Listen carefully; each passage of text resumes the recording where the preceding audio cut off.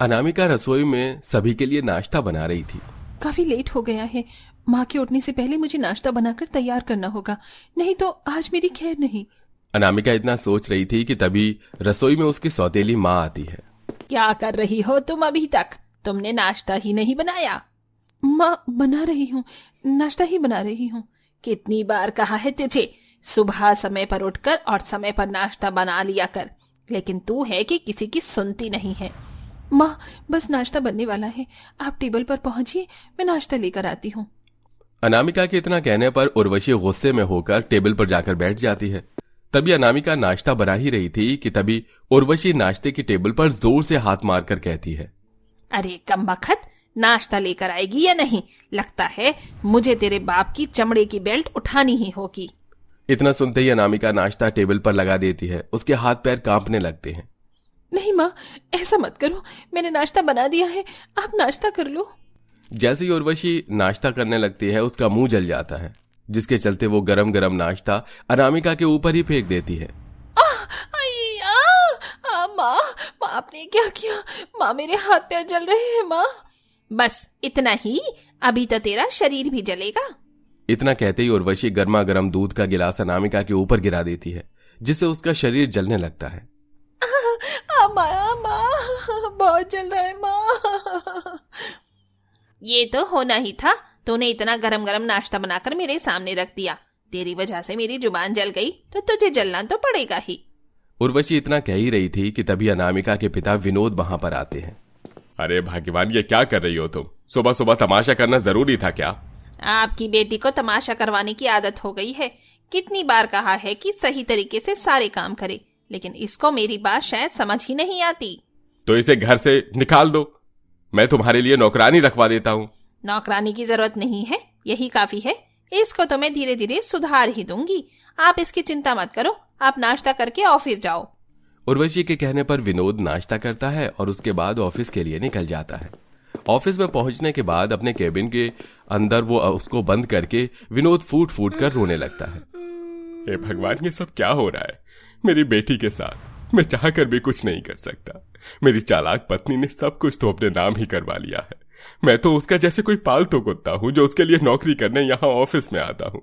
मेरी प्रॉपर्टी से लेकर मेरे कमाए हुए एक एक रुपए पर सिर्फ उसी का हक है। मैं अपनी बेटी के लिए कुछ नहीं कर पा रहा। विनोद उर्वशी के चक्कर में फंस गया था। उर्वशी ने धोखे से उसकी सारी प्रॉपर्टी और उसकी तनख्वाह अपने अकाउंट में ही ट्रांसफर करवाना शुरू कर दिया था और अब सभी चीजों पर उर्वशी का ही अधिकार है, जिसके चलते विनोद चाहकर भी कुछ नहीं कर सकता। और इधर उसकी बेटी अनामिका के ऊपर उर्वशी बहुत अत्याचार करती है। यहाँ खड़ी खड़ी क्या कर रही है? चल मेरे हाथ पैर दबा। ठीक है माँ, दबाती हूँ। जैसे ही अनामिका अपनी सौतेली माँ के पैर दबाने लगती है, उर्वशी उसको एक जोर से लात मारती है, जिसके चलते वो दूर जाकर गिरता है। आइंदा मुझे अपनी माँ कहने की जरूरत नहीं है, मैं तुम्हारी माँ नहीं हूँ, समझी तुम? तभी उर्वशी के फोन पर एक फोन आता है। हेलो, कौन? फोन की दूसरी तरफ, माँ मैं विशाल बोल रहा हूँ। अरे विशाल बेटा, आखिरकार तूने अपनी माँ को फोन कर ही लिया। अरे क्या तुझे मेरी याद नहीं आती? जब से विदेश गया है अपनी माँ को तो बिल्कुल भूल गया है। पूरे 6 महीने बाद तूने मुझे कॉल किया है। अरे माँ मुझे माफ करना, दरअसल बात ही कुछ ऐसी हो गई थी कि मुझे अपना सिम कार्ड बंद करना पड़ा, लेकिन अब मैंने नया सिम ले लिया है और आपके लिए एक सरप्राइज है। मैं वापस आ रहा हूँ, आज की रात आपसे मुलाकात होगी। आपके लिए एक बहुत बड़ा सरप्राइज भी लेकर आ रहा हूँ। क्या कहा बेटा? तू वापस आ रहा है? पूरे 3 साल बाद तुझे अपने सामने देखूंगी। मैं तेरे पसंद की सभी चीज बनाऊंगी, तो चिंता ना करना। उर्वशी बहुत खुश थी क्योंकि उसका बेटा उससे मिलने आ रहा था, जिसके चलते वो अनामिका से चिल्लाकर कहती है, चल खड़ी हो जा, आज मेरा बेटा आ रहा है, उसके लिए मैं उसकी पसंद की सारी चीज बनाऊंगी। जल्दी से जा और बाजार से सब्जियां लेकर आ, मेरा बेटा आ रहा है। उर्वशी अनामिका को बाजार में सब्जियां लेने भेज देती है, जहां वो सब्जी लेते हुए रो रही थी।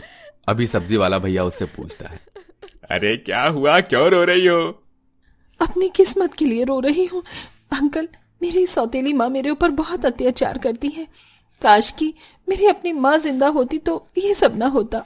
वो आदमी अनामिका के सिर पर हाथ रखकर कहता है, चिंता मत करो बच्ची, जब किसी के साथ अन्याय हो रहा होता है तो भगवान उसके लिए एक फरिश्ता भेजता है। देखना तुम्हारे लिए भी कोई फरिश्ता जरूर आएगा। अनामिका को यह सुनकर अच्छा लगता है और वो सब्जी लेकर वापस घर आ जाती है।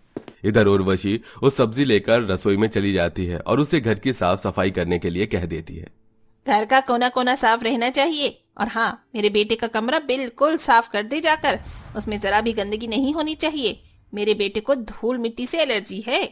अनामिका ऐसा कहने के बाद पूरे घर की साफ सफाई करके अपने भाई विशाल के कमरे में जाकर उसके कमरे की साफ सफाई कर रही होती है। तभी वो अपने आप से कहती है, काश कि मेरी सौतेली माँ जैसे अपने सगे बेटे को प्यार करती हैं, मुझे भी प्यार करती, लेकिन उन्हें तो मुझसे बहुत नफरत है। अनामिका इतना बोल ही रही थी कि तभी उसे घर के दरवाजे पर बैल की आवाज आती है, जिसे सुनकर उसके चेहरे पर एक बहुत बड़ी मुस्कान आ जाती है। लगता है विशाल भैया आ गए हैं, मैं जल्दी से जाकर दरवाजा खोलती हूँ। अनामिका जैसे ही दरवाजा खोलने के लिए कमरे से बाहर आती है तो वो देखती है कि उसकी सौतेली माँ उर्वशी ने पहले ही दरवाजा खोल दिया था। अरे बेटा, तू आ गया। ये लड़की कौन है? प्रेरणा, माँ के पैर छू लो। माँ, ये प्रेरणा है आपकी बहू। मैंने प्रेरणा से शादी कर ली है। अपने सामने अपने बेटे की सुंदर सुशील बहू देखकर उर्वशी बहुत खुश होती है। अरे अरे, कितनी सुंदर है, बिल्कुल चांद के टुकड़े की तरह। और तूने मुझे एक बार भी नहीं बताया। माँ, ये सरप्राइज ही तो था आपके लिए।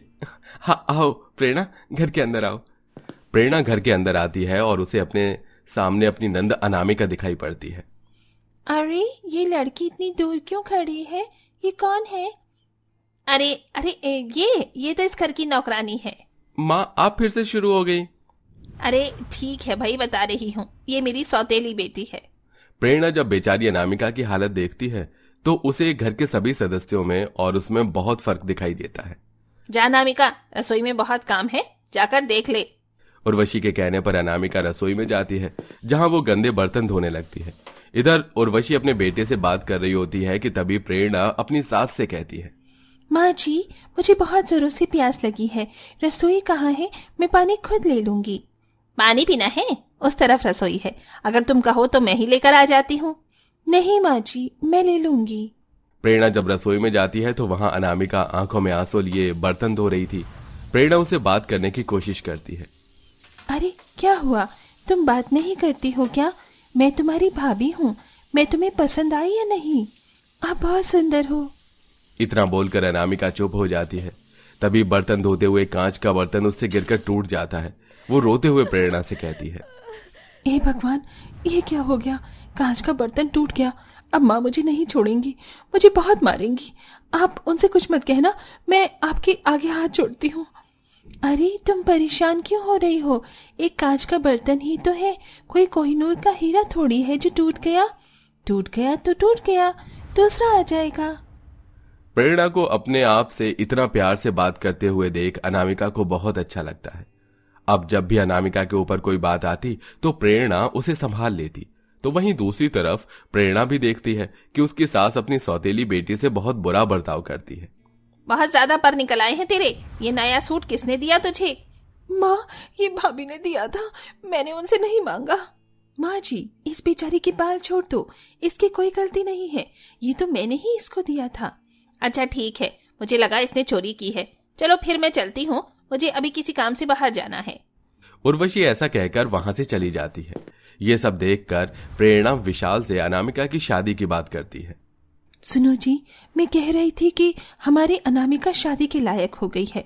मेरा एक भाई है, अच्छा कमाता है और बहुत अच्छे परिवार से है। वो हमारी प्रेरणा को बहुत खुश रखेगा। हाँ, सही कहा, मैं तुम्हारे साथ हूँ। मैं मेरी बहन की शादी जरूर करवाऊंगा और अपनी माँ को भी मना लूंगा। इस तरह विशाल अपनी माँ की एक नहीं सुनता और अपनी बहन की शादी प्रेरणा के भाई से करवा देता है। विदाई के समय अनामिका प्रेरणा को गले से लगाकर रोने लगती है। घर में कभी कोई अपना नहीं लगा, पहली बार कोई अपना सा लगा तो वो आप थी। ननद जी, तुम अपनी मायके वापस मत आना, आप अपने ससुराल में हमेशा खुश रहना, क्योंकि आने वाली जिंदगी बहुत खुशहाल होगी, वहाँ खुशी से रहना। प्रेरणा और अनामिका दोनों एक दूसरे को गले से लगाकर रोने लगती हैं। अनामिका अपने मायके से विदा होकर ससुराल पहुंच जाती है, जहां उसका बहुत प्यार से स्वागत किया जाता है। उसकी सास उसके साथ माँ की तरह रहती है। ये देखो, ये मेरी सास ने मुझे गहने दिए थे और साड़ियाँ, ये आज मैं तुम्हें देती हूँ। आज शाम की पार्टी में तुम इसे ही पहनना, बहुत प्यारी लगोगी, बिल्कुल गुड़िया जैसी। उर्मिला का ये प्यार देखकर अनामिका की आंखों में आंसू आ जाते हैं। भाभी ने सही कहा था कि जितने दुख मैंने अपने मायके में उठाए हैं उससे ज्यादा प्यार मुझे अपने ससुराल में मिलेगा। इस तरह अनामिका अपने ससुराल में खुशी खुशी रहने लगती है और देखते ही देखते वक्त गुजर जाता है। इस बीच अनामिका प्रेग्नेंट होती है और एक बच्चे की मां भी बन जाती है। बच्चे को गोद में लेकर वो एक दिन अपने कमरे में बैठी थी कि तभी उसकी भाभी उससे मिलने आती है और अपनी खुशियों के बारे में भी बताती है। प्रेरणा भाभी, आप सही थी, ससुराल में मुझे बहुत प्यार मिला और आज मैं एक बच्चे की मां बन गई हूँ। मुझे तो माँ का प्यार नहीं मिला, पर मैं अपने बच्चे को माँ का प्यार अच्छे से दूंगी। हाँ ननद जी, मैं खुश हूँ आपके लिए। आप ऐसे ही खुश रहो अपने प्यारे ससुराल में और अपने उस सौतेली माँ के मायके में कभी मत आना। इतना कहकर प्रेरणा और अनामिका की आंखों में आंसू आ जाते हैं और वो दोनों गले लग जाती हैं।